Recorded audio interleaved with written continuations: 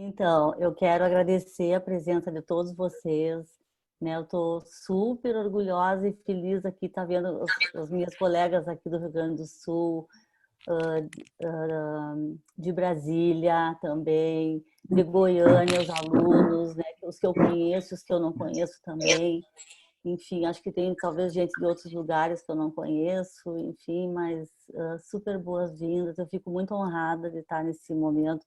É a primeira vez que eu passo por essa experiência, né, de falar online. Quero contar para vocês que estou bem nervosa. Meu marido perguntou, mas há quantos anos tu fala disso? Eu não sei, para mim é a primeira vez hoje sempre, né? Mas eu queria começar agradecendo então a Unipaz Goiás, principalmente, especialmente em nome da Eli, da Leda, da Sônia, que está sempre fazendo essa ponte, e de toda a equipe, o William, talvez eu não vá saber o nome de todos, né, do Cláudio, que sempre me receberam super bem. Também queria muito estar indo para aí, porque para a Unipaz é uma beleza, o espaço é maravilhoso, a comida nem se fala, né? A comida de Goiânia é encantadora mesmo. Mas enfim, né, gente, como não dá para a gente poder viver isso, né? Hoje a gente tem que ser muito grata à Raquel, oportunidade e essa possibilidade de a gente fazer, né, esses encontros online, assim, poder, enfim, trocar e fazer esse momento de reflexão, de estudo que é tão importante para o nosso trabalho. Então, quando eu fui preparar essa palestra, semana passada, no fim de semana, estava preparando, eu pensei, eu já tinha várias aulas em slides prontos, pegam daqui, pega dali, eu nervosa, como é que eu vou fazer, o que que eu quero tratar nesse momento, né? Porque eu sabia que vinha pessoas que já têm uma bagagem de clínica, tem pessoas que querem ir para conhecer, né, sobre sonhos, que é um tema tão importante, tão instigante, tão real da nossa vida, né, no nosso dia a dia. E não tem quem não se interesse por esse tema, na verdade, né? Então, pensando, aí pensei, bom, eu fiz todo um jogo de slide, tá pronto. Fiquei tranquila, fui trabalhar a semana inteira.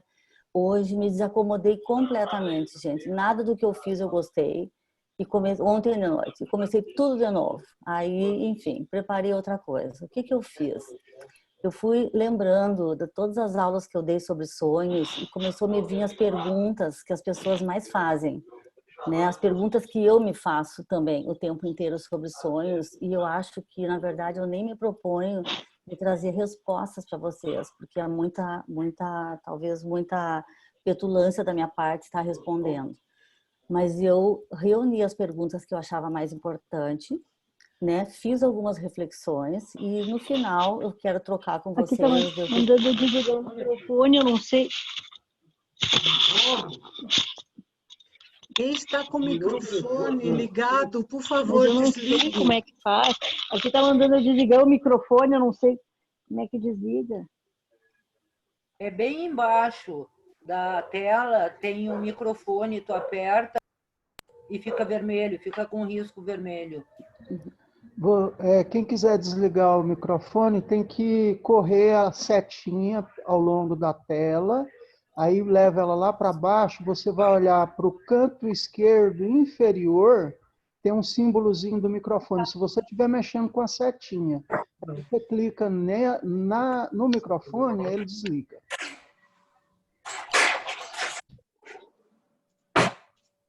Deu? Então eu comecei com a primeira pergunta, que foi quando a Hélida me perguntou qual é o título que eu queria dar para minha fala. E eu coloquei Conversa com os Sonhos. E aí eu queria começar por essa parte, gente. Por que que eu proponho uma conversa com sonhos? Porque quanto mais a gente estuda os sonhos e mais a gente vive os sonhos no espaço interno nosso, na nossa convivência conosco mesmo e com os pacientes e com a prática clínica, mais a gente vê que a grande proposta mesmo dos sonhos não é uma interpretação. Não é chegar naquele momento que a gente diz, descobri agora a interpretação certa desse sonho. Por quê? Porque o sonho é um material tão sutil, um material tão importante, tão rico e tão simbólico, que nunca ele é esgotado. Então, o que a gente tem com os sonhos, na verdade, é uma conversa, é uma intimidade, é uma relação. A gente começa a ficar próximo ao sonho. Tudo aquilo que a gente via como estranho, a gente começa a ver como amigo. né? Aquele nosso amigo que a gente, todas as noites ou todos os momentos que a gente dorme, né? A gente tem ele como companhia, nos trazendo um recurso, nos trazendo uma ideia, nos trazendo uma sugestão ou nos desacomodando de algum lugar que a gente precise rever e revisitar. Então, eu pensei que o valor mesmo do sonho está nas associações, está nas ampliações, está no ficar circulando ao redor do sonho, sem ter pressa. O meu sonho é um material que não suporta a pressa, porque quando a gente tem pressa, é como se a gente apertasse com a mão e ele nos escapa, né? Então, ele não aceita muito essa mente racional que vai fazendo com que a gente, de alguma forma, queira, pelo nível do ego e da consciência, né, e da racionalidade, interpretar e dizer, essa é a interpretação certa. Então, assim, ó, não existe interpretação certa. Existe interpretação que faz sentido para o sonhador. Essa é a interpretação certa. Então, por isso, hoje, eu trouxe para a gente pensar no nível de uma conversa com os sonhos, tá? Então, eu vou começar pelo tema Jung e o inconsciente. Por quê? Porque a gente vai falar os sonhos hoje da perspectiva da psicologia junguiana, né? Isso está no título e é isso que a gente vai fechar nessa hora e meia que a gente tem para conversa. Então, assim, o Jung foi um pensador, ele foi um psicólogo, um estudante da psique humana, que ao longo da vida dele, desde 3 anos de idade, desde 4 anos de idade, a gente encontra registros dos sonhos do Jung ao longo da vida dele. Então, ele começa no Memórias, Sonhos e Reflexões, uma das frases mais bonitas, mais lindas que tem e significativas. Você quer ficar com a vovó? Você quer ficar com a vovó? Tem alguém com o microfone. Beijo, vovó. Berenice, querida, só mais um pouquinho. Pessoal, alguém está com... Ainda tem algumas pessoas com o microfone aberto. É fácil desligar o microfone, basta puxar a setinha para baixo, essa seta do mouse, e a hora que ela chega lá embaixo, bem do lado esquerdo, lá embaixo tem um símbolo do microfone e dá para desligar. Basta clicar em cima. Obrigado, Nice. Tá bom. Então, voltando ao Memórias, Sonhos e Reflexões, o Jung diz que a vida dele é uma vida cujo o inconsciente se realizou, né? A minha história de vida é a história do inconsciente que se realizou. O que ele quer dizer com isso, gente? Se a frase tiver alguma modificação, o sentido é esse. O que ele quer dizer com isso? Ele quis dizer que ao longo da vida inteira dele, ele escutou o inconsciente. Ele sentiu o inconsciente, ele se relacionou com o inconsciente, ele respeitou o inconsciente. E ele trouxe para a consciência os elementos e os símbolos que eram fundamentais para a vida dele, né? Ele tem sonhos aos 3 anos, aos 4 anos de idade, eu acho que é o que está no Memórias, que são sonhos significativos. E o Jung foi uma pessoa, uma criança muito solitária, né? Então, ele sempre se nutriu muito dos elementos internos dele, dos elementos do inconsciente dele, das fantasias dele. Ele vivia muito isolado, o pai dele era um pastor, né? E ele vivia acompanhando todos os...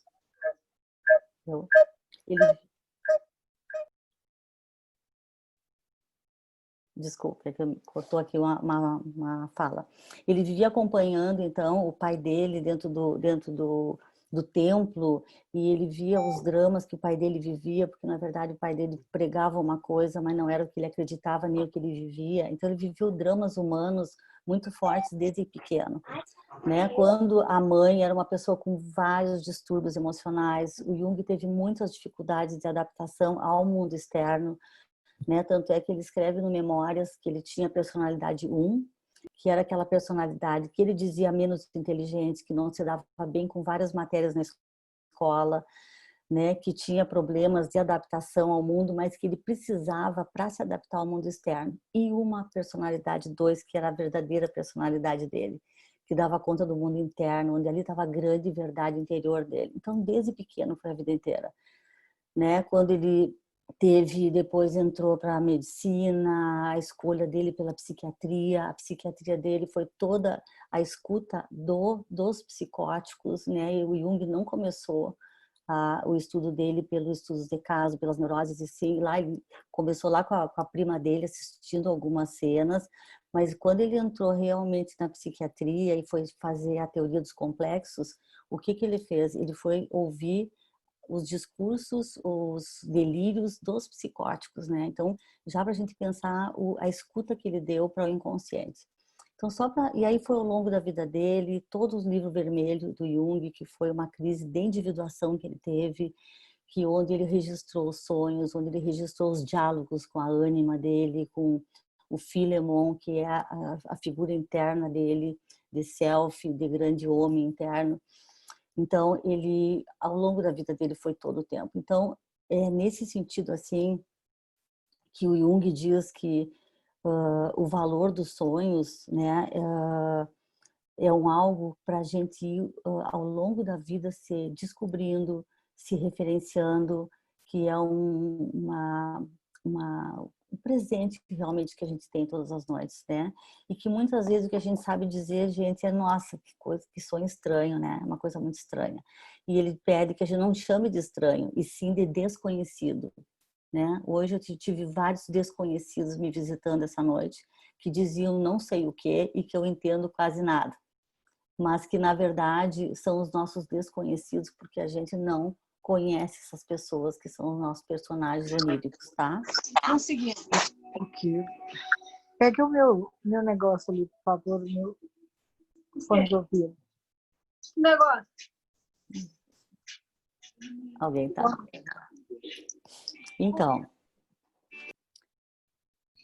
Então, Jung tem uma outra questão que eu acho muito importante, antes da gente entrar no sonho diretamente, gente, é pensar no valor que o Jung deu para o inconsciente sobre a outra perspectiva.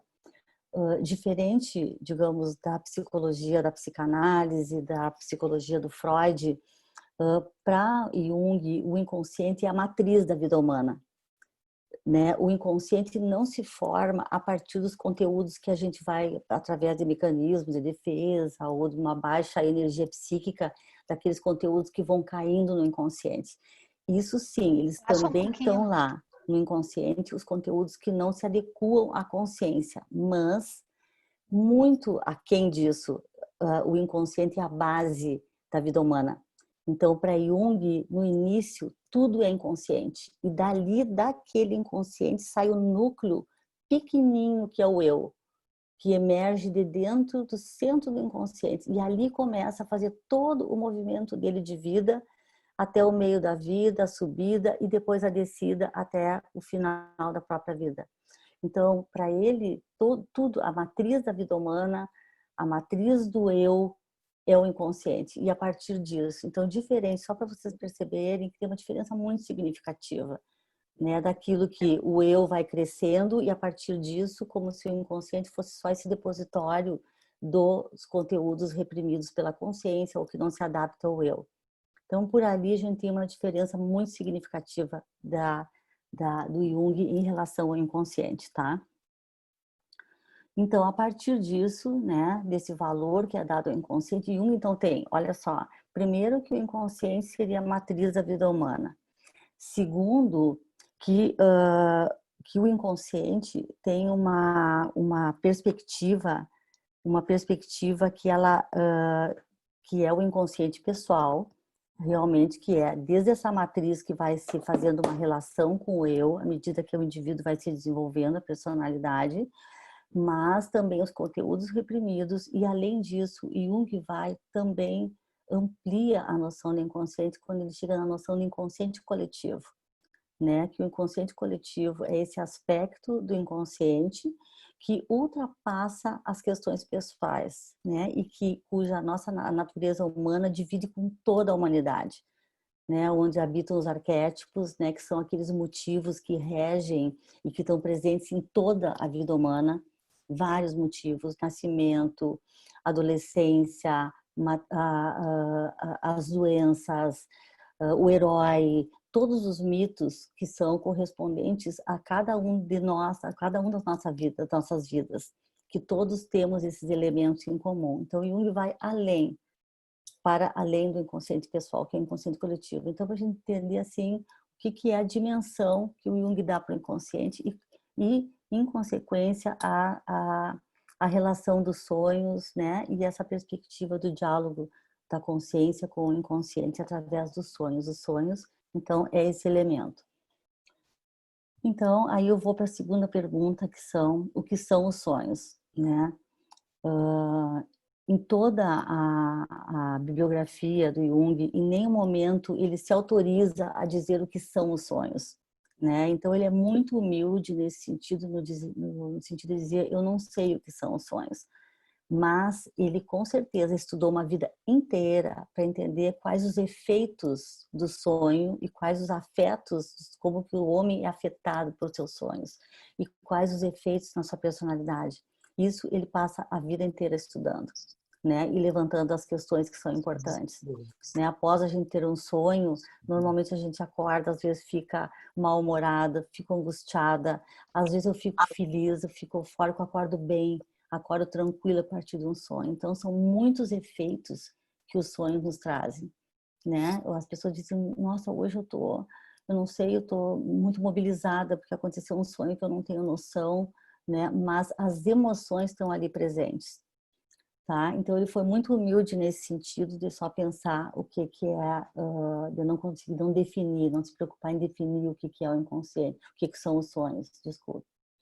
Mas ele diz algumas coisas que eu levantei, né, na obra que eu acho muito importante, que é uma matéria-prima do inconsciente. Então, o que acontece? É realmente como se a gente tirasse um raio-x. Eu vou lá e vou tirar um raio-x do pulmão, vou fazer uma tomografia, e ali eu tenho essa chapa, eu tenho esse exame, né? É a coisa mais espontânea que tem, é o sonho. Porque durante o sonho, a consciência está rebaixada do nível mental. Tem um rebaixamento do nível mental e o inconsciente ele age espontaneamente. Durante o dia, a gente tem sonhos acordados também. Tá dirigindo, quando tu vê, tu pensa, nossa, não me dei conta que eu passei 2 quadras, parece que eu estava sonhando. A gente estava, mas nesse momento a regência do eu estava ali ainda, porque eu não bati, eu não passei a sinaleira fechada, né? O semáforo fechado. E no sonho, o inconsciente se expressa espontaneamente. Não tem como a gente controlar o sonho. O sonho, ele é essa matéria-prima espontânea. Então, são outro tema que o Jung usa muito, que são conteúdos autônomos da psique. Esses dias eu estava assistindo uma palestra de um neurocientista, né, que estuda sonhos, e ele disse que ele conseguiu, em alguma idade, na infância ainda, a partir de um tratamento que ele tinha uns sonhos horríveis, né, pesadelos horríveis, que inclusive estava desajustando ele da escola, e ele acabou indo para uma terapia. E ele diz que com a terapia ele aprendeu a dominar os sonhos. Então, quando ele chegava naquela parte horrível do sonho, ele não tinha mais a situação que acontecia, né, que era muito grave, porque ele dominava o sonho. E aí eu fiquei muito invocada com aquilo. Disse, não é possível. Daí eu comecei a procurar, até que eu encontrei na Von Franz, que a Von Franz é uma foi sempre auxiliar do Jung, viveu com ele, se tratou com ele, mas ela era o Google dele, como eu chamo, né? A gente chama, porque ela que traduzia os textos de alquimia para ele, textos gregos, etc. e tal, né? A Von Franz, ela tinha essa condição e ela pagava sua análise para Jung através das traduções, ajudando ele, secretariando ele. E o que a Von Franz vai dizer? A Von Franz diz que a gente, de maneira nenhuma, a gente domina os sonhos. Eu posso entrar no sonho e dominar. Isso não tem esse domínio nem do ego onírico, nem do ego vígil.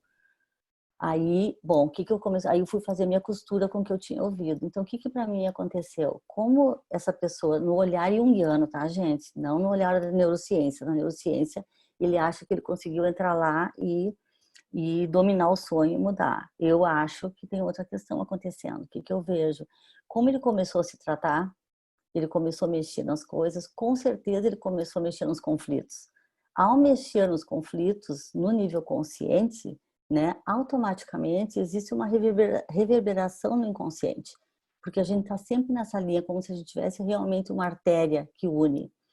Então, da perspectiva junguiana, a gente vê que como ele mexeu na consciência, com certeza através do brinquedo, porque ele era criança, tinha 5 anos, ele foi brincando, representando, objetivando o seu conflito, trazendo sua dor, a relação transferencial com o terapeuta, enfim, acho que deve ter acontecido muita coisa, né? E o sonho se modificou, mas não pela intenção.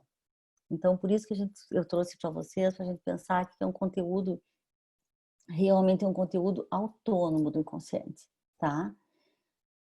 E eles são irracionais, né? Então, assim, ó, eles... por isso que a gente diz que eles são estranhos, né? Num sonho, por exemplo, eu posso ver muito bem, assim, ó, uma pulga gigante, como eu posso ver um elefante do tamanho de uma pulga, né? E as coisas são assim como são. Né? E quando a gente conversa, quando a gente associa, quando a gente acolhe, quando a gente não critica, quando a gente não tem pressa, né, para ouvir, a gente vai representar o que será que pode estar representando, né, para essa pessoa, uma coisa que é desse, o que está mostrando esse sonho, que uma coisa que é desse tamanho como uma pulga está sendo visto como um elefante, né? E a partir daí a pessoa pode realmente começar a se olhar como ela está enxergando as coisas, as questões dela, como ela está vivendo as suas questões. Né? Então, é um convite para que a gente não diga mais que o sonho é estranho, né? Eles só são desconhecidos, porque eles não têm ética, não têm moral, né? Então, as pessoas, às vezes, em análise, as pessoas dizem, eu tenho vergonha de contar esse Entrei sonho. bem na parte que ela estava falando.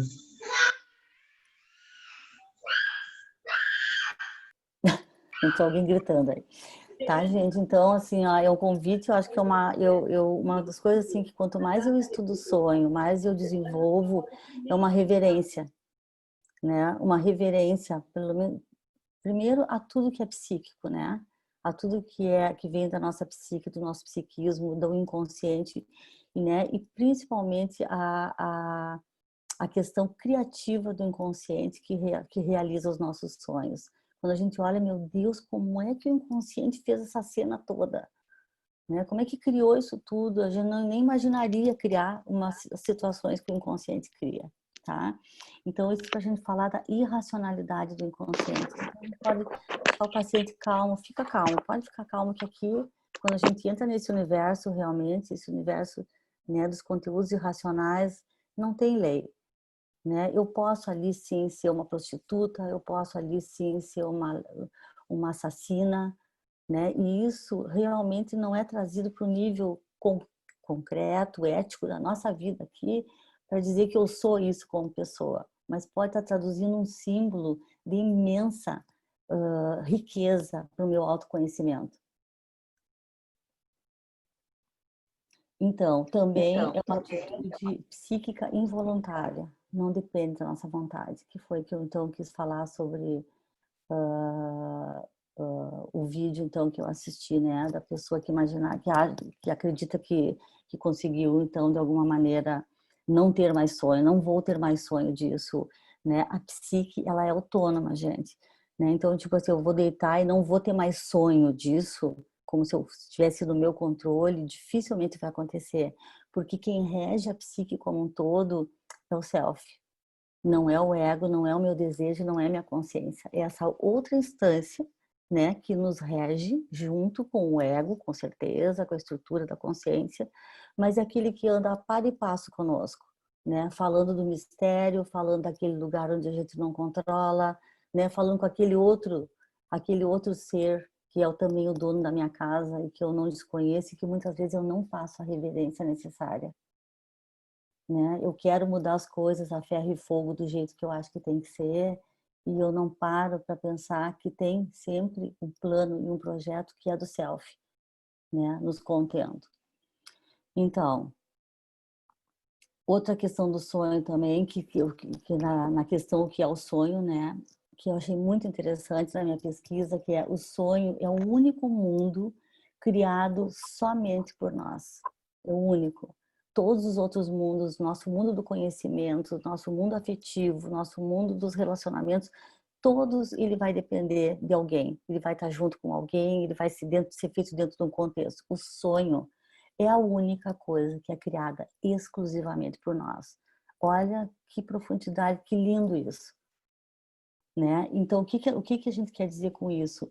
Porque se ele é criado por nós, a gente pode pensar o seguinte: se ele é criado por nós, é porque tem esse aspecto da criatividade dentro do inconsciente. Então, a partir daí, eu penso que a criatividade, ela é um dom de todo ser humano que habita o inconsciente. Ela está no inconsciente. E Jung, quando ele fala dos instintos, ele fala dos 5 instintos básicos, ele diz que o instinto da criatividade é um instinto. Olha que interessante. E quando a gente vai estudar os sonhos, tu vê que a origem, a base da criatividade está no inconsciente. E é essa base criativa que cria as cenas mirabolantes que aparecem no nosso sonho. Então, se a gente tem e nessas cenas que eu digo mirabolantes no sonho, ela vai alterando situações. Às vezes a gente diz, mas é o mesmo sonho, a mesma coisa que aconteceu no meu dia, na minha tarde, ontem. Quando a gente olha com detalhes, sempre tem uma pequena modificação. O nosso cuidado vai ser descobrir essas modificações que tem. E essas modificações é que vem dessa fonte criativa dos sonhos. Desse aspecto, dessa instância criativa. Vai lá, faz tudo igual, mas bota um detalhe que não é igual. Né? Então, essa é a criatividade. E se essa criatividade é capaz de fazer as modificações, ela é capaz de fazer a nossa cura, gente. Porque nos maiores dramas da vida humana e nos dramas da vida humana, o que mais nos cura são as modificações que a gente faz em nós mesmos em relação aos nossos problemas, aos nossos dramas, às nossas situações. Dificilmente a gente tem o alvará ou a possibilidade de mudar as situações, mas a gente pode se modificar. E a gente se modifica através dessa base criativa da psique, que está no inconsciente. Então, eu fui pesquisando por aí e achando uma coisa muito rica de pensar que sim, o Jung já falou que criatividade é um instinto, né? E Jung já falou em vários lugares que é da base criativa que os sonhos saem. Quando a gente vê, e basta vocês pensarem nos sonhos de vocês, imagine, é uma obra de arte a criação que tem ali, né? Então, essa base criativa, né, que faz as modificações, e eu trago as modificações como um efeito de cura.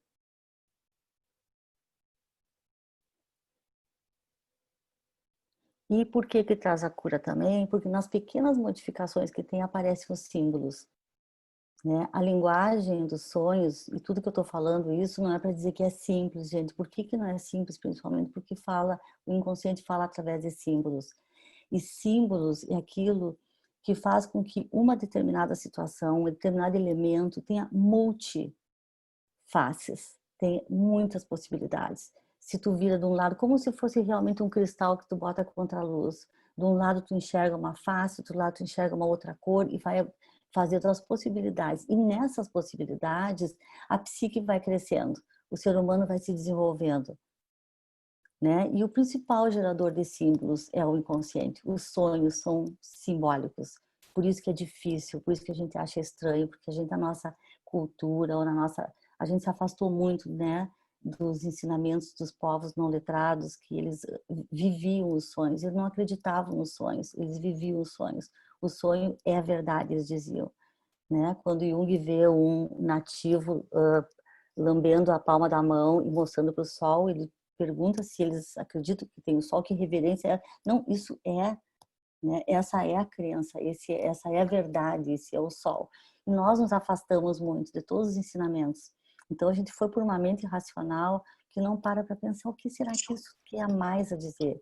Esse a mais a dizer é que amplia uma personalidade e que traz muita flexibilidade na psique, flexibilidade na personalidade. A pessoa perde aquela rigidez, perde aquela literalidade, a racionalidade, porque ela macia com os elementos simbólicos. Uma das coisas que é muito difícil de trabalhar em análise é quando tu tá à frente de uma pessoa muito racional e a pessoa traz um sonho. O primeiro jeito dela contar o sonho, né, gente? Assim, ó. E aí eu vou falar depois um pouquinho, que é a tonalidade que a gente usa para contar um sonho, a calma que a gente tem, o ritmo da voz, realmente como se a gente fosse maestrar um elemento, um sonho, uma situação, uma história. Mas quando a gente está frente com uma pessoa muito concreta e a pessoa acaba de contar o sonho, é uma situação quem trabalha na clínica e a gente mesmo, quando acaba de contar o sonho, é como se o terapeuta ficasse com a batata quente na mão, né? Ele acaba de contar o sonho e te olha e diz o que que tu vai dizer. E agora, né? E aí agora, né, a gente fica, quando a gente está começando a clínica, é um grande sofrimento, porque a gente acha que a gente tem que dar essa resposta, e a gente não tem que dar essa resposta, né? E aí, aos pouquinhos, a gente vai dizer, sim, e agora? O que que nós vamos fazer com isso? Né? Nós vamos trabalhar, a gente vai arregaçar as mangas, a gente vai ter paciência, a gente vai ter tolerância, e a gente vai olhar, né, para essa beleza, essa coisa incrível que é o presente que tu recebeu essa noite.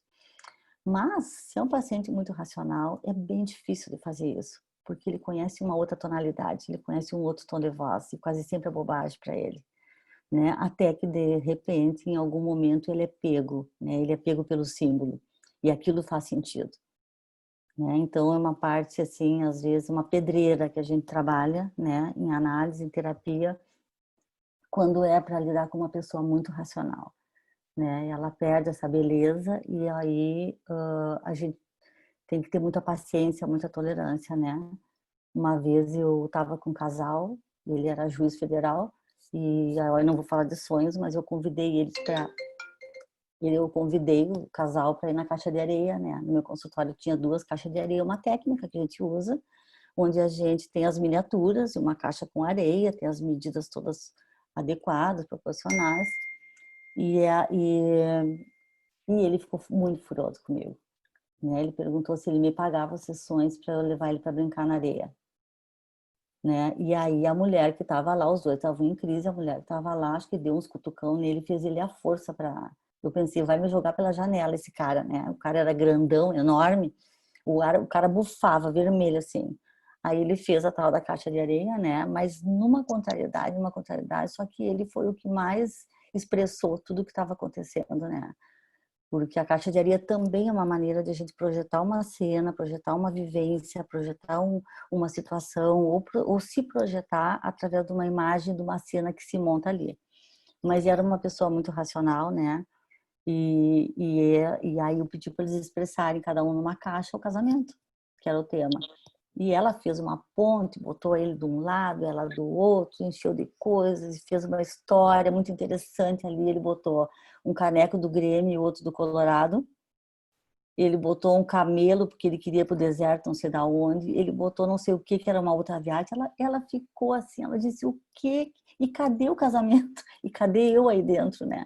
Então, o inconsciente tem essa sabedoria, porque na verdade não botou e ele não estava mesmo no casamento, né? Essa era a grande verdade. Mas ficou bravo, nunca mais voltou também, né, gente? Ela está comigo até hoje fazendo análise.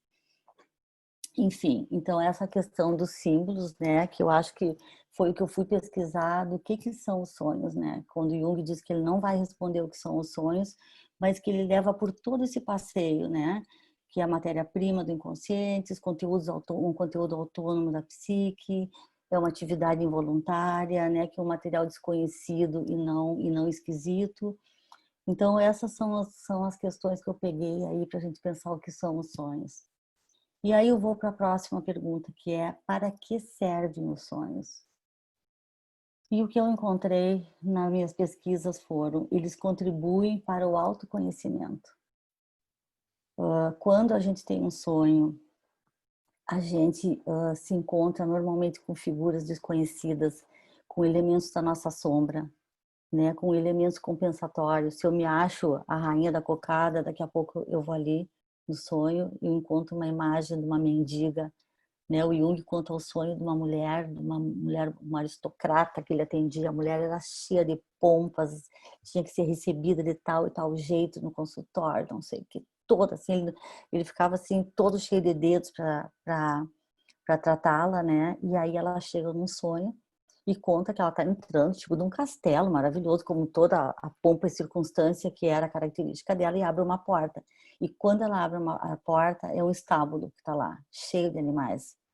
Vaca, cocô de animal, tinha tudo. E ela ficou muito indignada. Isso não tem nada a ver comigo. E o Jung ficou muito encantado, né? Ele disse, olha, no lado inconsciente são todos esses elementos que tu tem, né? É com isso que tu tem que lidar, né? Se um lado tá nessa pompa desse jeito, o outro lado tá na sombra, né? Tá no estábulo, né? Tem uma sombra para ser olhada, para ser integrada. Então, com isso, com certeza, quando a imagem do sonho mostra, gente, é um testemunho. Então, não adianta o paciente dizer, não, mas não tem nada a ver comigo, não, muito menos comigo, né? Se eu tô ali, não é, tem a ver exatamente contigo. É mesmo que o Jung disse que uma vez que ele disse que às vezes o paciente é que nem um médico, né? Que o médico faz todos os exames e diz, agora eu vou ter que receitar, vou ter que pedir, solicitar um exame de urina. E o cara diz, eu não, acho que eu vou mostrar o resultado da minha urina para ti, nem pensar, né? Quer dizer, a pessoa não quer mostrar o sonho, às vezes, porque acha que não, o que ela vai mostrar não está no controle. Né? A pessoa diz, eu não sou fumante, daí pega o raio-x do pulmão, tá ali cheio de nicotina, né? E de fumaça. Então, essa é uma revelação, e por isso que é espontâneo, por isso que é autônomo, por isso que não se domina, né? E quem faz toda essa regência, na verdade, é o self, né? Esse outro senhor, né? Da nossa existência, do nosso destino humano. Então, os sonhos servem, eles contribuem para o autoconhecimento, porque a gente tanto se dá conta dos elementos sombrios que a gente não quer olhar, não consegue olhar, desconhece da gente, tem medo. Muitas vezes, não só isso, né, gente? Não é intencional. Muitas vezes o ego é muito frágil e nem dá conta quase de conseguir suportar aquele conteúdo. Isso é um outro cuidado que o terapeuta tem que ter. Muitas vezes o sonho mostra coisas tão devastadoras, né, que a gente como terapeuta tem que segurar as pontas, porque é mais um aviso às vezes, né? Olha, cuida, tem cuidado, porque essa pessoa está muito frágil. A gente precisa ir lá trabalhar com a consciência, né, antes de poder então fazer esse diálogo. Mas o sonho mostra também para o terapeuta, né, os riscos de uma psicose latente, de uma psicose iminente, de uma possibilidade de um desequilíbrio mental, né? Então, nesse momento, é um momento, né, nem toda análise ou nem toda terapia, ela é feita diretamente com o inconsciente ou ter que dar priorizar o inconsciente. Se essa pessoa estiver frágil, se essa pessoa estiver sensível, com o ego muito fragilizado, muitas vezes o nosso trabalho durante o tempo é trabalhar o fortalecimento do ego e da consciência. Né? Eu tenho uma paciente que eu acompanho há mais de 15 anos, ela vai, daí ela volta, daí ela passa uma fase, vem um outro momento de vida, de outras dificuldades, né? E essa paciente, ela chegou comigo porque ela tinha um contato com o inconsciente muito forte, a parte consciente de estrutura de vida dela foi, digamos, negligenciada, né? Porque ela negou e foi seguir algumas crenças dela que só fortaleciam o inconsciente, meditação e etc e tal. E ela chegou no consultório praticamente surtada, assim, ela estava um passo do surto, né? E eu só pedi para ela, por favor, né, abra os olhos, né? Não, nem medite de olho fechado, porque ela estava nesse risco. E a gente vem ao longo da vida estudando cada ciclo, trabalhando cada ciclo que ela vai passando, né, revendo os novos desafios. Ela se fortaleceu, ela não saía de casa de jeito nenhum, tinha todas as fobias, ela conseguiu sair, se profissionalizou, conseguiu se aposentar, né? Então, às vezes a gente passa tudo que nós vamos falar hoje sobre sonho não significa que a psicologia junguiana só se dirige ou só se valoriza, né, o inconsciente. Eu brinco às vezes que a gente não pode botar na porta do nosso consultório Nice Lucone, terapeuta da individuação, né, terapeuta da totalidade. Eu não posso, tem que ver onde é que a pessoa está frágil, onde é que a pessoa está adoecida, né? Muitas vezes são coisas muito básicas e isso é análise também, gente, né? Isso é trabalho profundo de estruturação de uma pessoa. Então, os sonhos servem para isso. E além dessa parte, digamos, então, negativa, ou de dar um diagnóstico, né, que os sonhos dão esse diagnóstico muito para o terapeuta, esse alerta, tem uma outra coisa que aparece às vezes, que são os nossos tesouros, né, coisas que ficaram escondidas, que a gente não desenvolveu na vida, às vezes potencialidades que a gente tem, né? Eu queria muito ser pianista, e aí eu acabei sendo advogada, porque era o sonho dos meus pais, e aí ficou uma vocação lá na sombra, né? Lá no inconsciente. Em algum momento, né, a psique vai fazer esse trabalho, porque a psique não deixa barato, como diz Heráclito, né? A natureza mostra. Então, também tem essa função do sonho, né? Esse porquê, para que servem os sonhos, né? Para o nosso autoconhecimento. Outra coisa, nos auxiliam no trato com nós mesmos e com o mundo e com as pessoas. Quando a gente olha as figuras, as pessoas, os personagens no sonho, tem um duplo sentido.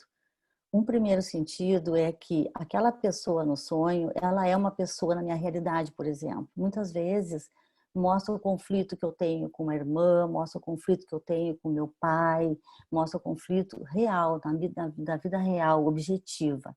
Isso significa a parte objetiva, o nível objetivo do sonho que o Jung chama. Mas tem uma outra parte que é o nível subjetivo, que todas as figuras também são partes minhas. Então, de repente, aquela pessoa no sonho está representando uma parte que eu não estou querendo ver em mim, que eu não estou conseguindo ver, que eu não estou conseguindo captar. Então, essa parte subjetiva. Com isso, eu também não só me sinto, eu fico mais pronta, eu tenho mais condições de lidar com aquele conteúdo que eu não gosto naquela pessoa. Vou ter que me haver com ele, eu vou ter que lidar, eu vou ter que botar dentro do meu vaso, da minha consciência, eu vou ter que me debater, eu vou ter que sofrer com ele, né? Então, isso me facilita a minha adaptação comigo mesma e meu autoconhecimento, e também dá muitas dicas para essa pessoa. Então, olha, tu tá virando as costas para essa pessoa, olha o que ela tá fazendo no teu sonho. No teu sonho, ela não aparece com essa característica, né? Então, que diferença é essa quando a gente dialoga que tu acha que é isso, mas o inconsciente mostra essa outra realidade? Isso muitas vezes flui e diferencia o nível das nossas relações. Então, isso seria uma outra questão que seria uma das funções do sonho, né?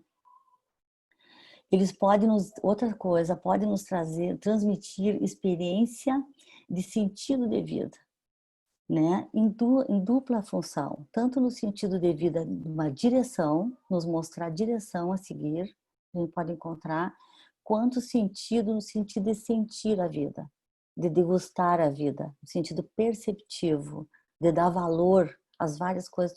Me aparece muitas vezes, tu não está dando valor para isso, tu não está enxergando tal coisa, e o sonho vem e te mostra uma imagem, né? A capacidade de dar valor é um dos elementos de cura mais significativos na psicologia junguiana, né? James Hillman diz que a cura do ser humano está na função sentimento. Função sentimento não é emoção, gente. Função sentimento é a capacidade de valorar a vida, né? Às vezes a gente pergunta para o paciente, como é que foi tua semana? O paciente diz, não aconteceu nada essa semana, foi tudo igual. Eu digo, nossa, que pena, tu não teve na tua vida. Durante uma semana parece que tu te teve abduzido de ti mesmo, né? Parece que alguém entra lá, te puxa, tu vai viver outras coisas, porque a vida tá cheia de significados o tempo inteiro. Cheio de coisas que a gente não gosta, que a gente gosta, que a gente percebe, que tem um humor, que tem uma tristeza, né? Que tem uma dificuldade, que tem um plano, que tem uma frustração, cheio de coisas. Então a gente aprende a dar valor. E o sonho mostra às vezes coisas que estão muito longe do nosso valor. Então, o sentido da vida tem esse duplo olhar, tanto o sentido como se fosse de uma direção, como no sentido perceptivo, né? Da percepção, da capacidade de perceber a vida. Isso é uma das funções do sonho também. O desenvolvimento da personalidade, que eu já falei também um pouco, que é isso quando eu me dou conta dessa função compensatória, né? Eu me acho essa pessoa tão esplêndida e o meu inconsciente me mostra esse estábulo todo que eu tenho que dar conta, que eu tenho que limpar e que tem esse cheiro todo que está dentro de mim. E ele traz outra questão também muito importante, uma outra função, que é a superação de conflitos. Olha, os traumas nos sonhos, eles vão aparecendo nos sonhos, mas quando a gente observa uma série de sonhos, a gente começa a perceber que ali já começa a aparecer símbolos de cura. Assim como o trato de um trauma, por exemplo, gente, ele é trabalhado não no sentido de esquecer ou anular ou cortar o trauma. Isso é impossível, isso não nos cabe. Aquilo que a gente viveu como trauma é nosso, está na nossa história. Agora, o que se trabalha são as emoções ao entorno. E aí, nesse contar, e conta, e conta, e conta o trauma de novo, eu vou ter alguém que me ouve, vai ter alguém que me escuta. Então, no momento que eu vou escutando as emoções, o que nos adoece são as emoções ao entorno do trauma. Né? Então, os sonhos, e aí a gente vê a série de sonhos, né? E sonhos recorrentes, com tema recorrente, ele vai ali fazendo uma espécie de cura na psique, na parte profunda e interna da psique. O sonho vai fazendo esse elemento, essa cura, a gente vai percebendo, né, nos elementos que vão mudando e se alterando. E nos medos, né, os medos que vão trazendo recursos, que vão trazendo, digamos, elementos para a gente lidar com esses medos, nos lutos. E aqui eu vou abrir um parênteses para contar uma história que eu pedi autorização para contar, e a história que eu vivi com a minha irmã. Acho que tem alguns alunos de Goiânia, talvez as minhas colegas saibam, que eu perdi o meu cunhado em janeiro de 2018 de um choque elétrico.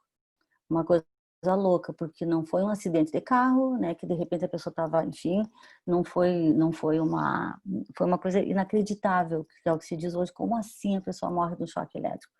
O que aconteceu? Nos 6 primeiros meses que a minha irmã perdeu e alugou as casas dela, os 2 apartamentos dela, e se começou a se preparar para morar na Austrália, que ela foi morar na Austrália e mora lá hoje, ela, nesses 6 meses, ela morou comigo na minha casa, aqui em casa. E a gente tomava café da manhã todas as manhãs juntas. E todas as manhãs, ou quase todas, ou sempre que acontecia, a gente fazia, ela me contava os sonhos antes de eu ir trabalhar. Então ela levantava muito cedo para contar os sonhos para mim. E eram impressionantes. E ela não, tem muitos que eu tenho gravado comigo e eu acho que ela não anotou. Mas, gente, a condição, a capacidade criativa do inconsciente, de reestruturação humana, de renascimento, de transformação, é algo que, quando a gente vive assim, a par e passo, do lado, grudado na gente, fora o nosso processo, claro, é uma coisa de uma riqueza que só me fez reverenciar mais os sonhos. Então, eu vou contar um sonho que ela teve já, eu acho que talvez com uns 13 meses que ela já estava na minha casa, que já tinha acontecido isso, que ela ficou assim, um caco humano, era o mínimo que eu posso dizer, né, do sofrimento. E ela conta que ela estava andando de bicicleta na beira do Guaíba, que tem a nossa orla, quem mora aqui sabe que é muito linda, na beira do Guaíba, e ela estava andando os 2 de bicicleta, e o guidão da bicicleta dele, não sei se vocês veem aqui na minha mão, estava um pouquinho atrás do dela, então ele ia empurrando ela. Quando chegaram lá adiante, né, que vai dobrar para o Barra Shopping, que faz uma curva grande, na curva, e é interessante, olha o simbolismo da curva, quando a curva muda o caminho, muda o trajeto, uma outra direção, na curva, os guidões se desencontraram. E quando se desencontraram, ela disse, eu não posso mais, ele não tem mais força para me carregar, eu não posso mais andar carregada por ele, eu estou pesando muito para ele, eu preciso ir agora, eu preciso deixar, olha, no sonho, gente. E aí seguiram, assim terminou o sonho, da curva. Primeiro o simbolismo da curva, e o simbolismo do guidão, um empurrando o outro. E aí quando se separam, e o que ela pensa, assim, né? Então, assim, ó, durante o contar os sonhos, em nenhum momento a minha ideia era interpretar, ou porque eu estudo sonhos há muito tempo, e dou aula de sonhos, de nada disso, mas era de uma irmã que tinha escuta, né?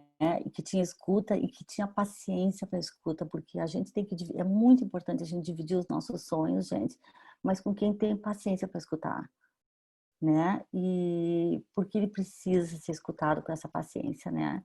Então não tinha o que dizer. Bom, daí ela vai para a Austrália, começa a vida dela, um horror, não fala um ovo em inglês e, bom, o caos.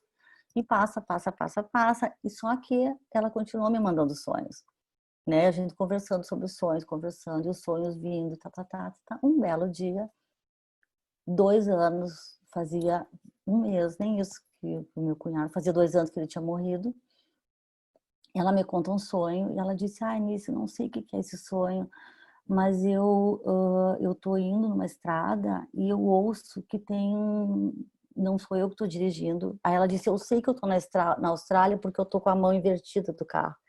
Não é ela que está dirigindo, mas ela está sentada no lugar que para nós seria o motorista. Então ela já sabe que está no exterior. Olha a riqueza, ela já está lá, o inconsciente já está localizando ela no, no, no, na Austrália, né? Numa outra mão, num outro país, numa outra terra, num outro continente. E aí ela disse, eu peço para ela parar, a filha dela estava dirigindo o carro, eu peço para ela parar, e ela para, e quando eu ouço, tem um grito de criança, socorro, socorro, socorro, como se a criança tivesse caído num despenhadeiro, assim, ela fica... E aí a filha dela dizia, mas eu não ouço nada, e ela disse, mas tem uma criança gritando, né? E aí para um casal, atrás saiu o casal, né? O simbolismo do casal, né? Era um homem e uma mulher, param e ajudam ela a tirar. Quando ela tira, é uma criança de 2 anos, né? 15 dias anterior, que tinha feito 2 anos que ele tinha morrido. E ela recupera uma criança. E aí, em seguida, tá numa outra cena, ela tá no shopping e ela para na frente de uma loja e ela disse, meu Deus, eu não sei que roupa que eu tenho que vestir agora. Como que eu vou me vestir? Né? Como é que eu vou começar a me vestir? Daí eu só olhei para ela e disse, seja bem-vinda de volta à vida. Né? Esse sonho, olha a criança de 2 anos, fez todo sentido para ela, né?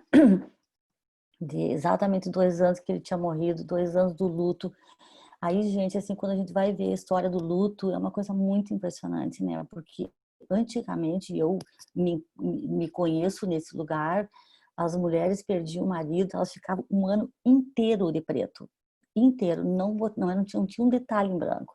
No próximo ano, o próximo meio ano, elas usavam meio preto e meio branco, próximo meio ano.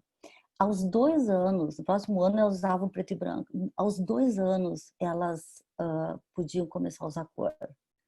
Então, assim, tem uma série de símbolos aí acontecendo, quando a gente estuda a história do luto, que a gente vê que sim, estava o inconsciente coletivo, quer dizer, acontecendo os arquétipos, o arquétipo da renovação da vida, né? O arquétipo da criança vindo de novo, o arquétipo da renovação, dela começar a se respirar, dela poder começar a viver numa outra terra, num outro país. E foi super emocionante, a gente sempre se emocionou com os sonhos dela. E aí dali um dia, eu estava em Brasília jantando com uma amiga no restaurante, e aí eu abro o meu celular e tinha uma foto dela. Gente, quando eu vi a foto dela, eu disse, a minha irmã voltou a viver. Fazia uma semana depois desse episódio dos sonhos e de tudo. Então, assim, tu pode olhar para isso sem nenhuma costura, mas tu pode olhar para isso com todas as costuras. E a partir disso, o significado se torna completamente diferente, né? E isso é dar sentido para a vida, sabe? Isso é simbolizar a vida, isso é extrair sentido, isso é degustar o sentido da vida, né? O sentido da vida não está lá, né? O sentido da vida está exatamente no sentido que tu dá para a vida, naquilo que tu está vivendo, que tu está degustando, que tu está sentindo, que tu está sofrendo, né? Então, ontem eu disse para ela não vai poder me assistir porque ela estava num outro compromisso. Eu disse para ela, posso contar? Ela disse, pode contar, pode usar meu nome, pode tudo. Então, eu acho que é de uma riqueza, foi uma riqueza que eu vivi agora, né? E então, eu acho que quando tu experimenta essas questões relacionadas ao sonho, na tua história, da história das pessoas que tu ama, né? Tem vários casos interessantes, né? O meu marido a vida inteira me contou os sonhos dele. Eu nunca disse nada, nunca. Eu nem trabalhava com sonhos, eu nem estava na psicologia. Faz 40 e tantos anos que eu sou casada. A vida inteira ele cuidou muito dos sonhos dele. E eu nunca disse nada. Depois que eu comecei a estudar sonho, começou a me dar uma coceirinha dele me contar o sonho, eu dizia alguma coisa para ele, uma coceirinha. E eu segurando. Uma noite de madrugada ele me acorda para me contar um sonho. E aí eu não tive como não segurar a coceirinha e disse, mas eu acabei de dizer, ele disse, nunca mais te conto sonho nenhum, porque tu não entende nada dos meus sonhos. Eu disse, não dá, né? Não dá certo. Então tem coisas que não funcionam realmente, né? Então, aí eu começo a contar meus sonhos para ele, ele disse, nossa, tu só sonha desgraça, que coisa horrível. Isso também não é um bom ouvinte para mim, né? Então, mas assim brincando, né? A gente traz as coisas do nosso dia a dia, porque eu acho que é no nosso dia a dia que a gente aprende muito, né? Que a gente aprende as experiências humanas e a gente é muito humano, graças a Deus, né? Então, voltando ao trabalho com os sonhos, né? Ele ajuda muito nessa superação de conflitos, né, gente? Ele anda par e passo enquanto a gente está vivendo essas dores e essas situações, e por isso é muito importante a série de sonhos, né? A série dos sonhos e começar a perceber os símbolos e os sonhos recorrentes. Então, depois, o outro item que eu levantei foi o trabalho com sonhos. Aí entrar no trabalho prático, algumas sugestões, né, gente? Eu não quero botar nada como uma regra, mas coisas que eu utilizo, que eu sempre falo em aula, quem já me ouviu em aula sabe, que são as coisas importantes. Primeira coisa que é importante, depois a gente vai falar de lembrar dos sonhos, tá? Mas vamos pensar que a gente já lembrou dos sonhos. É nesse sentido, eu estou nesse lugar do sonho lembrado. Então, é a narrativa. Como que a gente narra um sonho? Às vezes o paciente conta aquele sonho, eu digo, tá bom, tu contou agora, eu quero que tu conte tudo de novo. Eu vou te pedir para tu contar numa outra entonação, eu quero que tu conte num outro ritmo, eu quero que tu conte principalmente te ouvindo, né? E comece a perceber o que tu vai sentindo quando tu vai ouvindo o sonho. Então, eu estou ajudando o paciente e me ajudando também quando eu faço isso, a aumentar o nível perceptivo, né? Que eu bote os meus ouvidos, que eu bote o meu nariz, como se eu estivesse sentindo o cheiro daquele lugar, como se eu estivesse provando aquilo que está acontecendo, ouvindo as melodias, tocando, né? Ver que textura tem esse sonho. Tudo isso entra no nosso aspecto da narrativa, né? Seja a narrativa que eu vou ficar sozinha comigo e rever, recontar várias vezes esse sonho, seja a narrativa que eu conto para o outro, por isso que eu disse que é muito importante um outro que escute o sonho, né? Que goste de escutar, que receba, né? Porque a escuta, ela é muito feminina, né? O nosso órgão, o nosso aparelho auditivo, ele é muito próximo, muito parecido com o aparelho genital, com vagina, né? As ginecologistas aqui, né? Então, ele é um órgão muito do feminino, alguém que nos escute, mesmo que seja um terapeuta homem, mulher, não é essa a questão, não é essa a questão. É o feminino que está disponível a ouvir.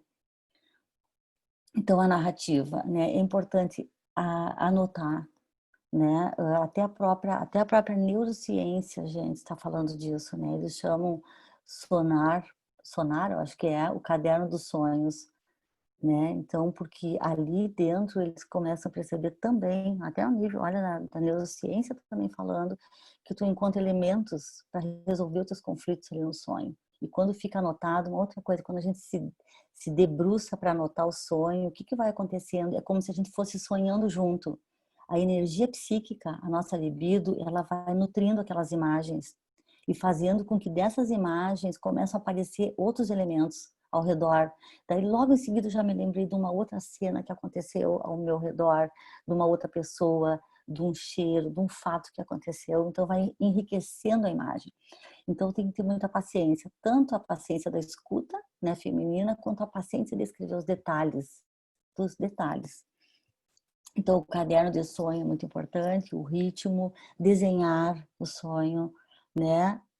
Às vezes a pessoa, além de escrever, ela desenha, ela faz uma imagem. E às vezes, gente, é de uma riqueza tão grande, tão grande. Uma vez eu tive um sonho no processo de análise na formação, que eu tinha um sonho que eu estava sentada, né, na mesa com a minha família, comendo, almoçando.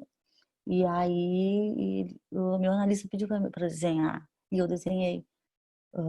Só que quando eu desenhei 6 pessoas. 6 lugares, 6 pessoas. E ele perguntou, quantas pessoas mesmo são na tua família? Eu disse 5. Daí eu fui contar, tinha 6.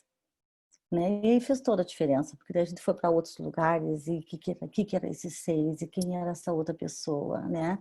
Que imagem era essa que eu tinha? E aí se transformou numa riqueza muito, muito grande, né? Então, às vezes o desenho traz coisas que a escrita não traz. A pintura traz coisas que a escrita não traz. E hoje eu ouvi um vídeo também dos sonhos e a pessoa contava que tem uma tribo primitiva, que eu não lembro o nome agora, mas que os habitantes, né, os indígenas, eles traziam os sonhos e iam contando, né, para o pajé, e contava vários sonhos. Aí tinha um deles que o pajé dizia: agora fica com esse sonho, e dança esse sonho.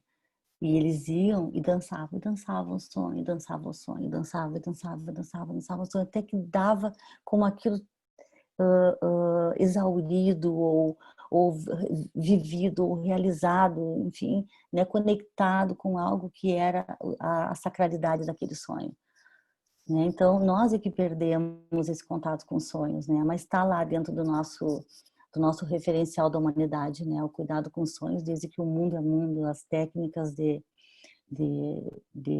conhecimento dos sonhos, de análise dos sonhos, de vivência dos sonhos, de cura através do sonho, né? Dos sonhos, né? O templo, né, de Esculápio é o templo do Deus da cura pela arte, né? E as pessoas iam para se curar e a primeira coisa que faziam era o ritual de dormir, para ver se o Deus vinha e trazia a cura através da noite, através de um sonho, né? Então o trabalho com sonhos passa por esse... Gente, eu nem sei que horas são. Nossa, vai fazer quase 2 horas. Bom, então a narrativa do sonho, tá, e a outra questão, os personagens, tá? Os personagens do sonho, que eu já falei para vocês, né? Tanto eles podem nos ajudar a relacionar com as pessoas com quem nós vivemos, nos dando dicas e para de quieto e abre o olho, dá uma enxergada, como também a gente pegar aquela essência daquela pessoa, para o bom ou para o mal, não importa, e entender como um conteúdo nosso, né? Porque no nível subjetivo, nós somos todos os personagens. Aquele lugar escuro, aquele espaço, que lugar é o sonho? Que lugar eu sonhei? Era um lugar escuro, um lugar sombrio, um lugar úmido, né? Um lugar que eu não conheço. Eu estou falando de um lugar em mim, né? Isso é olhar o sonho no nível subjetivo, né? É aquele lugar que eu tenho muito medo, é aquele lugar que é cheio de ameaça, né? A gente como terapeuta e tá com essa escuta, essa outra escuta, né? É muito importante. Que lugar é esse que está nessa pessoa, sabe? Trazendo tudo, dali sai uma fonte criativa. Como se chega ali, sabe? O que se faz? Como se desenha esse lugar? Quem é o habitante? Quem mora ali? E então os personagens, os temas, é muito importante. É um tema, é assalto, é uma viagem, é uma perseguição. Anote que tema é que está tratando esse sonho, sabe? Que são recorrentes em mim? Nossa, é recorrente um tema que eu estou correndo e não saio do lugar, né? Então, assim, anote, isso é muito importante, vai anotando os temas recorrentes, né? Eu tô com uma paciente que tem sonhado há um tempo com o tema casa. Um dia o edifício, outro dia ela entra na casa do zelador, e daí quando ela vem tem uma casa enorme, e a casa. E ela tá passando num processo que realmente ela não tinha uma casa fechada. A casa dela era a casa de Irene. Todo mundo entrava, todo mundo saía, ela com 2 filhos pequenos, ela não tinha um vaso alquimicamente fechado para ser a casa dela, o lar. E ela vê no processo, o processo está muito rico, e ela diz para mim, Nice, hoje eu não aceito mais, hoje eu só quero eu e os meus filhos dentro de casa. E agora a cachorrinha que ela comprou, adotou. E aí quando ela disse isso, eu pensei, nossa, e os sonhos estão vindo completamente diferente, porque está mostrando a casa já não mais. Antes ela sentava, eu chegava numa parte da casa, era um bar. Era um bar com as cadeiras, os bancos altos, cheio de gente, entrando gente por tudo que era lado, espelhos como se fosse um vestuário de algum lugar enorme. Então, nos refere coisas muito importantes quando a gente vai acompanhando os sonhos, vão dizendo, né? Então, que temas é que estão ali nos nossos sonhos? Depois, uma outra questão, gente, importante, são as temáticas emocionais, né? Eu tenho medo, tem medo ali dentro, né? Nas temáticas emocionais estão também importantes os elementos, os 4 elementos. É água, é um sonho com fogo, é um sonho com água, com terra, com ar. Eu estou voando. Qual é os temas que estão, né? Então já foi planeta. Então é um outro elemento que é um referencial para vocês prestarem atenção. A gente mesmo vai prestando atenção. nesses elementos, né? Tem muito fogo, né? Qual o elemento que contrapõe o fogo? Né? Vai ter que ser um ar, o ar será que expande, será que é o pensamento? Então vai nos dando dicas de como a gente vai lidando com esses elementos. Depois das temáticas emocionais, eu levantei a questão do conflito, e tem alguns autores que chamam de peripécia ou conflito. É aquele lugar no sonho que a gente está contando, normalmente a gente está contando um sonho e diz, daí eu estava indo e tal, mas eu estava chegando na casa da minha avó, mas quando eu olho, eu estava chegando na minha casa, mas quando eu olho era a casa da minha avó. Então, quando tem esse mas, eu estava subindo no sótão, mas quando eu cheguei, eu estava no porão. Né? Sempre tem uma coisa que é engraçada, aquilo que a gente chama de louco no sonho. Presta atenção. Né? O Hillman diz que a alma se esconde nesses lugares. Né? Que Plutão gosta de falar para nós, nos falar através dos sonhos nesses lugares da peripécia. Né? Presta bem onde a gente diz que é bobagem, é ali que a alma está querendo dar um recado para nós. É ali que a nossa psique está querendo nos falar alguma coisa, nos passar alguma mensagem. E não é fácil, gente, não é fácil a gente descobrir qual é essa mensagem. Oi. Estamos chegando no final, porque temos perguntas ainda, se tem mais... Mas é que tu tinha me dito 1h30, lembra? De fala. Não, 1h30 com as perguntas, lembra? Ah, entendi. Ai, que bom, tá bom.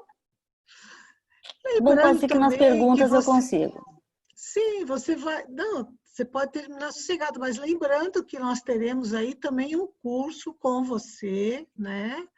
Em AD, para quem quiser dar continuidade e profundidade no assunto. Tá? Então, nós temos ainda pela frente tudo isso. E para te deixar um pouco feliz, nós chegamos a 100 visualizações aqui. Né? Você tem uma plateia de 100 pessoas te ouvindo, eu acho que daria para ouvir até amanhã, então, né? Mas pode finalizar. Ai, Sônia, ainda bem que tu não me falou. Sônia, ainda bem que tu não me falou antes, que eu não ia conseguir falar nada disso. Tá maravilhoso, tá uma delícia te ouvir. Nós ficaríamos aqui a noite toda, né? Mas dá mais uns 5 minutos, então. Tudo bem? Tá bom. É 1h30 o todo, então. Agora não dá tempo das perguntas, tu acha? Tá, mas então só para uma coisa que é importante... Agora perdi. Se o sonho tem solução, gente. Presta atenção se tem solução. Eu estava chegando em tal lugar, cheguei ou não. Né? Quando não tem solução, é o indicativo de que o conflito está em aberto. Tá? E o conflito está muito ligado com a peripécia também, ou com esse lugar ali de difícil compreensão. Tá? Então, bom, depois aí tem os grandes sonhos, pequenos sonhos que eu não vou poder falar. Né? Tem os sonhos premonitórios, enfim. E aí tem uma coisa muito importante, que é como que a gente faz para recordar os sonhos. Algumas dicas que eu não posso deixar de ser, eu não vou falar, eu só vou ler. Bem ligeirinho, então. Somente quando nos envolvemos, quando valorizamos os sonhos, é que eles podem exercer uma grande influência sobre nós. Recordar os sonhos depende do interesse pelos sonhos. Quem se envolve com os sonhos, sonha mais, lembra mais. Depende também da personalidade da pessoa. Existem pessoas mais abertas para os seus processos internos, outras menos. Existem pessoas mais permeáveis ao símbolo, mais permeáveis aos processos internos, outras menos. Depende do tipo de sonho. Sonhos de alta carga emocional, mais significativos, eles se detêm mais na consciência. Porque não se esqueçam, gente, um sonho só se torna sonho quando eu lembro deles. Um sonho só é chamado de sonho quando a consciência apreende e consegue se lembrar. Antes ele não é, é uma matéria psíquica que acontece, mas que ele não é, porque o sonho, existe um rebaixamento do nível mental e o mínimo de consciência que baixa abaixo desse nível é que capta o sonho. Por isso que a gente diz, eu tinha certeza, eu me lembrava do sonho e aí esqueci tudo. Porque ele fica uma matéria sutil, ele escorrega entre os dedos, porque eu tenho muito pouca consciência para pegar. Né? Então, quando são conteúdos muito fortes, muito impactantes, eles são mais fáceis de a gente se lembrar. E as pessoas, mas tá, depende do tipo de sonho, da carga emocional e também uma sugestão que é a preparação cuidadosa para sonhar, né? A gente se prepara mentalmente para sonhar, esperar pelos sonhos. Então a gente à noite a gente procura sentar, procura pensar, inclusive numa questão, né? Não para que eu, uma intenção de que eu vá ter a solução dali, mas que eu estou aberta para receber a imagem do inconsciente que o self achar que eu estou pronta para receber, né? Porque eu vou me entregar com essa reverência, não com uma proposição do ego que diz eu quero isso. Não adianta a gente dizer eu quero, gente.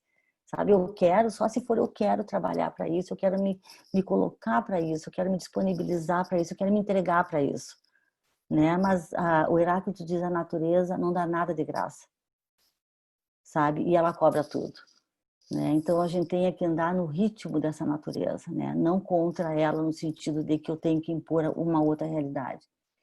Outra coisa que atrapalha bastante, vocês vão adorar isso, a gente se lembrar dos sonhos, é quem adivinha? Despertador. Ele é um apagador de sonhos. Então, assim, ó, vamos ter que achar um outro jeito de se acordar para que não tenha que ser o despertador. Medicação. Tem um tipo de medicação que aumenta as lembranças do sonho, as imagens, e tem um tipo que bloqueia e a pessoa não consegue se lembrar. Mas a gente, como terapeuta, tem vários outros recursos que a gente pode utilizar para ter o contato com o inconsciente, né? Então, o fato de a gente narrar, contar, dançar o sonho, musicar o sonho, tudo isso favorece, vai entrando nesse ritmo da psique e a gente vai começando, se lembrando mais deles, né? Vai tendo mais contato. E nas crises existenciais, em momentos de passagem, olha só, quando a gente passa para a menopausa, na adolescência, terminando uma faculdade, entrando no mundo, tendo que entrar numa faculdade, terminando um curso que eu esperava, um intercâmbio, seja lá o que for, né? Um espaço, uma passagem de saúde também, quando a gente às vezes adoece. São todos esses momentos muito significativos que o sonho se torna mais permeável, que a psique, que o indivíduo se torna mais permeável, não é nem a psique, que o indivíduo se torna mais permeável a acolher os sonhos. Corri, então era isso. Pulei uma parte lá no meio, mas eu fui para o fim e acho que é isso, Sônia. Pode falar um pouco mais, está muito bom. Vamos lá, vamos. Tem mais um pouquinho aí, que eu acho que o pessoal está querendo mais um pouquinho. Vai lá. Tá, então assim, eu vou falar um pouquinho dos tipos de sonhos, tá? Isso, Então assim, ótimo. ó, tem os grandes sonhos, né, que nas tribos não letradas, primitivos, só quem tinha os grandes sonhos são os pajés, os xamãs, são os homens de cura, né? Porque eles é que, através dos sonhos, é que davam a direção, se iam ser atacados, se teriam que se defender, se a agricultura ia ter ou não uma boa colheita, etc. E tal, se devia plantar ou não naquela época. Então, era pelo homem de cura, né? O homem medicina, que era que recebia os grandes sonhos. O Jung observou isso durante um tempo que ele ficou em contato com essas pessoas, anotando milhares e milhares de sonhos, né? E aí, então, só que daí o Jung traz a noção de grandes sonhos para dizer que são aqueles sonhos que realmente trazem esse impacto para nós. Ele traz que são sonhos, às vezes, do inconsciente coletivo, né? Um sonho que não é só um sonho pessoal, mas que é um sonho que, às vezes, anunciam grandes coisas, né? Que trazem grandes mudanças, grandes significados. Eu acho, o Hillman não gosta, não traz essa ideia de grandes sonhos. O Hillman diz que a alma é a alma e ela quer se manifestar nas grandes e nas pequenas coisas. E ela deve ser acolhida nas grandes e nas pequenas coisas. E os sonhos é a fala da psique, é a fala da alma. Então o Hillman traz uma outra. James Hillman é um pós-junguiano, né, que faleceu acho que há poucos anos atrás, que traz a psicologia arquetípica, enfim. que eu vejo assim para mim, né? Eu acho que grandes sonhos são esses sonhos que nos impactam, são os sonhos de passagem. Às vezes a gente diz, esse sonho que é um sonho corriqueiro, que foi a mesma coisa que eu tive, eu vivi a mesma coisa. Eu não gosto disso, sabe? Eu sempre procuro fazer meus pacientes terem um outro olhar, né? Não vamos negligenciar. Foi um sinal e tu está se lembrando aqui nesse momento. Vamos olhar. Acho que tudo tem que ser acolhido, né? Se eu sentir uma dor, uma fisgada, uma percepção, os meus órgãos perceptivos têm que acolher qualquer imagem. E a imagem é vida, né? Então, eu acho difícil. Eu acho que o Jung usou isso numa outra época, né? Quando ele começou realmente a estruturar a teoria dos sonhos, né? Para trazer um conhecimento. Ele estava vencendo. Mas eu aí, a minha experiência, né? O meu olhar é que tudo é sagrado, né? Então, eu reverencio como grande sonho aquele que me faz um grande sentido, né? Os pequenos sonhos, então, são esses que a gente diz corriqueiro, mas não é isso. Vamos olhar direitinho. Se a gente for olhar, eu sempre digo, se a gente for um médico que bota o estetoscópio, a gente ausculta o sonho. É diferente de só escutar. Sonhos recorrentes é aquele sonho, como eu falei para vocês, né? Vai trazendo o tema da casa, o tema da casa, o tema da casa. Era a casa que a gente estava trabalhando, a casa psíquica da paciente, né? Que estava realmente se estruturando, ganhando porta, ganhando janela. As filhas dela não estavam mais expostas. A série de sonhos, né? Tem alguns textos que o Jung diz que a gente só consegue ver realmente, às vezes os sonhos vão ficando muito esparsos, muito, que a gente não entende nada. Se o Jung disse, isso é uma outra coisa que alivia muito as pessoas quando eu dou aula de sonhos, ou os psicólogos que eu dou supervisão, enfim, os alunos, eu digo, se o Jung diz às vezes, né? Disse para uma paciente, né? Tem vezes que eu não tenho a menor ideia do que esse sonho significa. E a gente pode não ter a menor ideia. Eu acho muito melhor que a gente não tenha a menor ideia e a partir disso sair atrás do que a gente achar que tem que dar interpretações belíssimas, não sei para quem. Normalmente é só para o terapeuta, né? Porque o terapeuta sai cheio de grau, né? Com uma grife maravilhosa que deu belíssimas interpretações e às vezes não mudou nada na vida do paciente, não vê nenhum efeito nele, né? Não modificou, não deixou o paciente impactado, o paciente tocado por aquele tema, que é a coisa mais linda que tem quando alguém é tocado por um tema da sua própria psique, não pelo tema que o terapeuta traz, mas pelo tema que emerge nele, né? E aí vem o famoso sonhos premonitórios que todo mundo quer saber, enfim, né? Então, não tem como saber sobre sonhos premonitórios sem a gente saber do conceito de sincronicidade do Jung, né? Que são os dois, são fatos que acontecem simultaneamente, né? Coincidentemente, no sentido, mas sem uma visão causal, né? Sem uma realidade causal, né? Não tem uma causa para aquilo, eu estou vendo esse carro porque aconteceu tal coisa, não. São simultâneos. Deixa eu até ver como é que eu botei direitinho aqui para vocês, não, acho que não está aqui. Mas, enfim, a sincronicidade é isso, são são fatos que acontecem coincidentemente, né? Acontece simultaneamente, sem que tenha uma relação causal, né? Então, são as coincidências significativas. É aquilo que eu disse, não é nada, eu estava pensando no carro vermelho, o carro vermelho passou ali. É coincidência. Então, a coincidência é a maneira que eu vejo os fatos acontecerem sem eu intercalar, sem eu ver eles também numa perspectiva simbólica, né? Que é o símbolo, que é aquilo que se revela em muitas outras atividades, muitas outras possibilidades, né? De sincronicidade é uma maneira de viver. Porque se eu penso que eu sou uma sincronicidade, que naquele momento exato da fecundação, onde eu fui fecundada, aquele espermatozoide chegou junto com aquele óvulo e fez essa pessoa que eu sou, isso é pura sincronicidade. Isso é pura sacralidade para Jung. Então, a minha vida é sagrada desde que houve essa fecundação, se não foi desde antes, né? A partir disso, os fatos, as sincronicidades, quem eu encontro, quem eu ouço, quem me ouve, nós aqui estamos vivendo um momento de sincronicidade, muitas coisas estão batendo na cabeça de cada um de nós quando a gente está ouvindo e está pensando sobre essas coisas, né? A partir dessas sincronicidades, a vida vai tomando outro propósito, outro sentido, né? Então faz muito sentido quando eu entendi que sincronicidade é uma maneira de viver, né? E as coisas assim têm um propósito de eu estar ali, de eu estar vivendo esses fatos, né? Encontrar essas pessoas. Então, o sonho premonitório seria isso, né? Tanto existe essa sincronicidade do momento aqui, quanto essa sincronicidade com o inconsciente coletivo, né? E eu gosto muito quando Jung diz, não sou eu que tenho sonho premonitório. A premonição existe na atemporalidade da psique.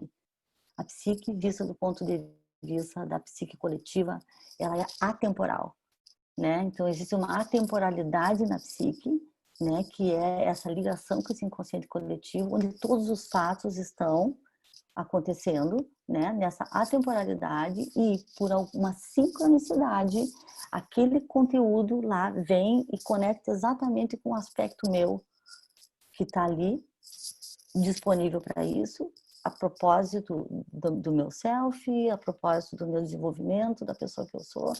Então aí se faz por sincronicidade esse sonho premonitório, né? E a gente só vai saber se é premonitório, gente, depois que acontecer, como uma intuição. Né? O sonho premonitório funciona mais ou menos como se fosse uma intuição, né? Que é um órgão da percepção do indivíduo, né?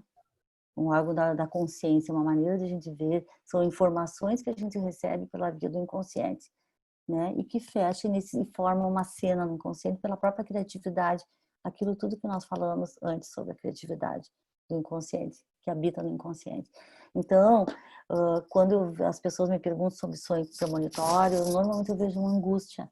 Meu Deus, eu não quero sonhar que vai acontecer alguma coisa com fulano, com Beltrano, com não sei quem, né? E eu disse, fica tranquila, não é tu que tem o sonho premonitório, a premonição existe, né? Então, porque a pessoa vai dizer, então eu vou fechar os olhos e vou sonhar e vai ser premonitório, né? Vai ser premonitório se for realmente um efeito, né, da minha consciência. E eu acho que à medida também que a gente vai se conhecendo e trabalhando a integração da consciência com o inconsciente, talvez a gente nem tenha mais tantos sonhos premonitórios, porque o envolvimento da psique, da totalidade, vai seguindo rumos, né, que liberam o indivíduo dessas coisas às vezes tão angustiantes.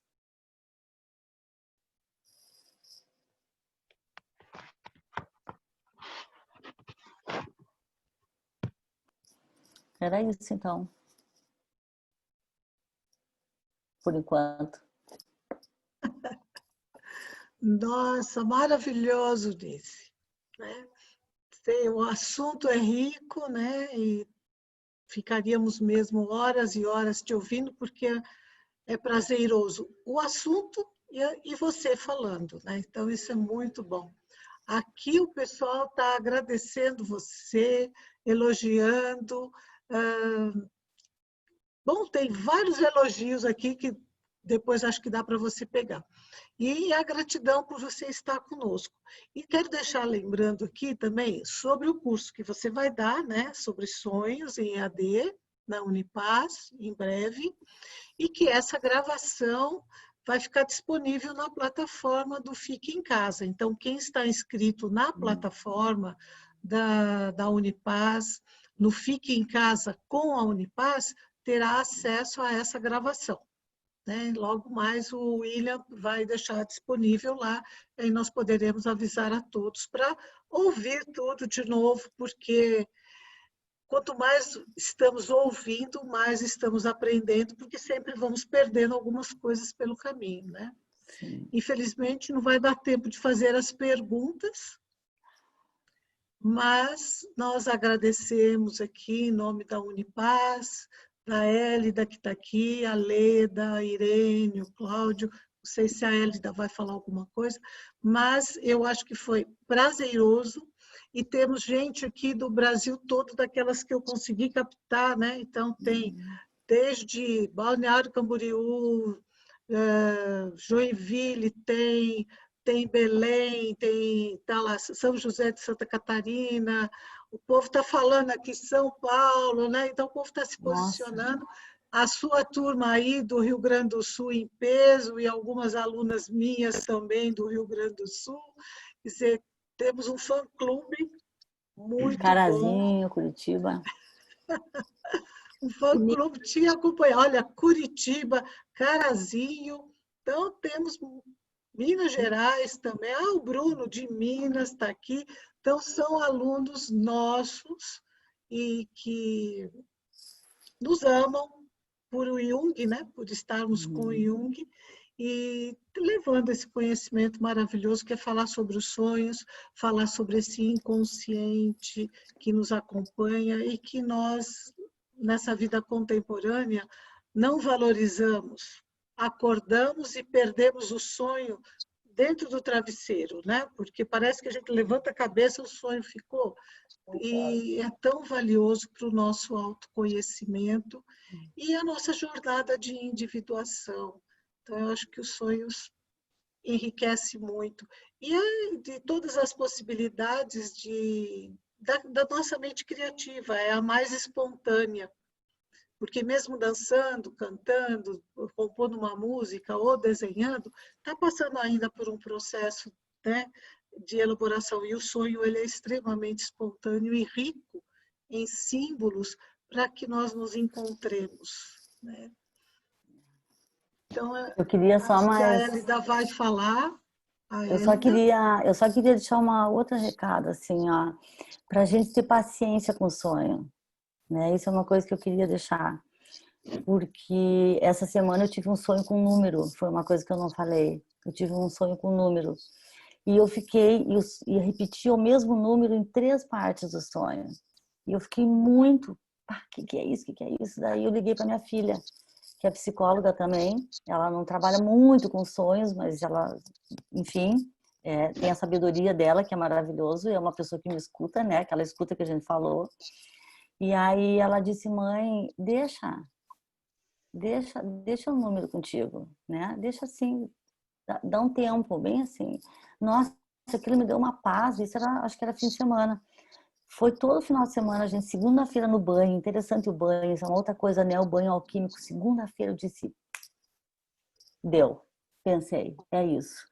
Porque daí fiz uma conexão, aí saí correndo do banho, eu disse, olha o que aconteceu, o número é tal, olha o que, olha, aí trouxe para ela, ela disse, não adianta, é isso, mãe, né?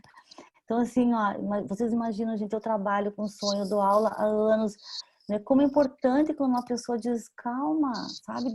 Só deixa o número contigo, não fica correndo, sabe? Que nem correr atrás do chifre, segurar o touro pelo chifre, não tem.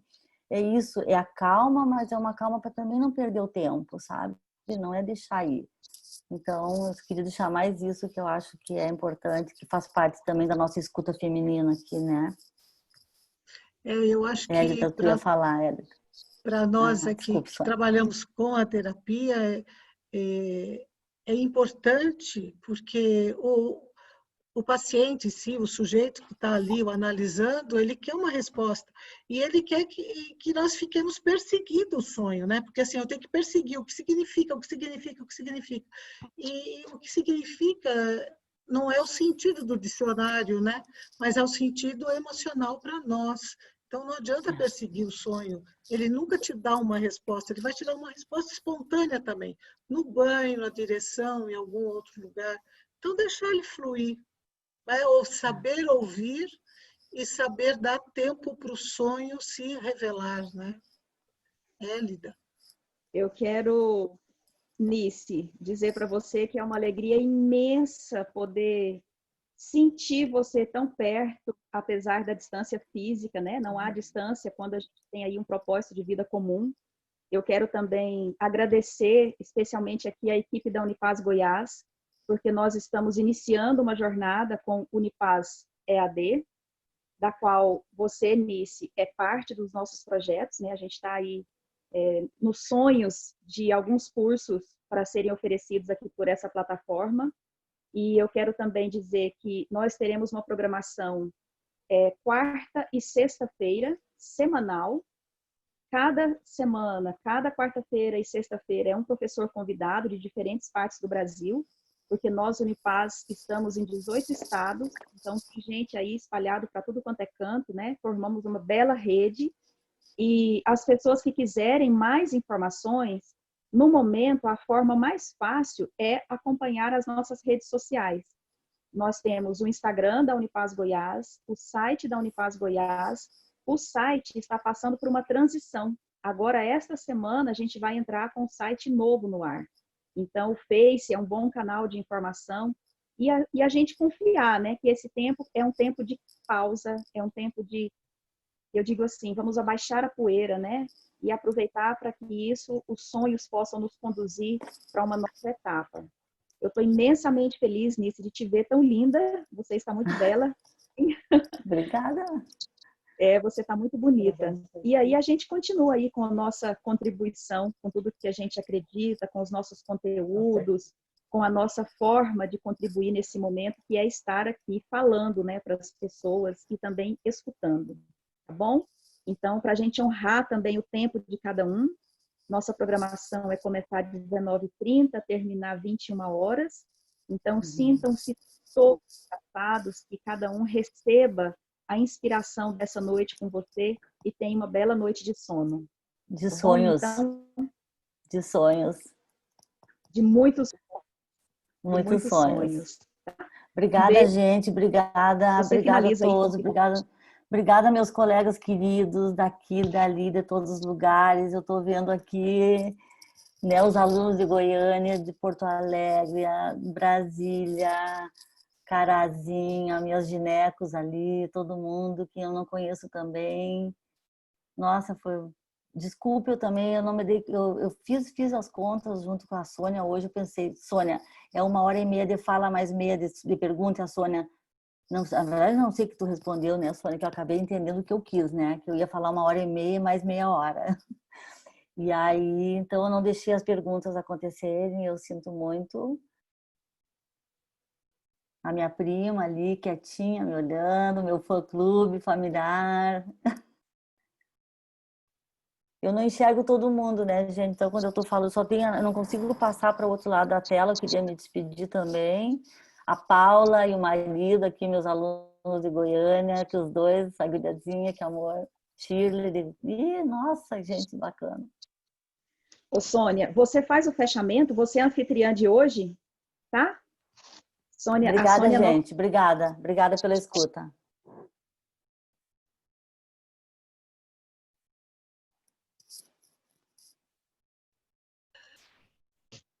Sônia? Bom, gente, oi. Fala. Você faz o fechamento? Quero agradecer noite, a né? presença de todos vocês, né? São 100 pessoas aqui, não dá para ver todos nessa telinha, eu vou vendo de pouquinho em pouquinho, as fotografias vão mudando, mas eu quero agradecer a presença de todos, porque foi um momento lindo, único de estarmos juntos, eu acho que é uma possibilidade de estar reunidos aqui e de ver vocês aqui que eu amo tanto, né? Alguns que eu não conheço, muitos que eu conheço, mas e convidá-los a participar do Fique em Casa da Unipaz e estar conosco toda quarta, toda sexta, e entrar lá também, que nós estamos deixando textos maravilhosos, nós estamos colocando filmes, para estarmos juntos nesse momento de distanciamento, isolamento, sei lá, de recolhimento e introspecção que nós estamos fazendo. Eu acho que é um momento único que está possibilitando que nós aqui do Brasil todo tenhamos nesse momento uma união, né? Estarmos juntos. E aqui uns 3 meses atrás nós nem tínhamos pensado que faríamos isso. Então eu quero agradecer a presença de vocês e quero vê-los novamente quarta-feira, sexta-feira, todos os dias. E Nise, gratidão eterna por estarmos juntas. Obrigada. E queremos a sua presença no nosso curso presencial em breve também, né? E se Deus quiser. Beijos coloridos para todos todo mundo. vocês, gente. Beijo, Tchau. beijo. Obrigada. Tchau, tchau, tchau.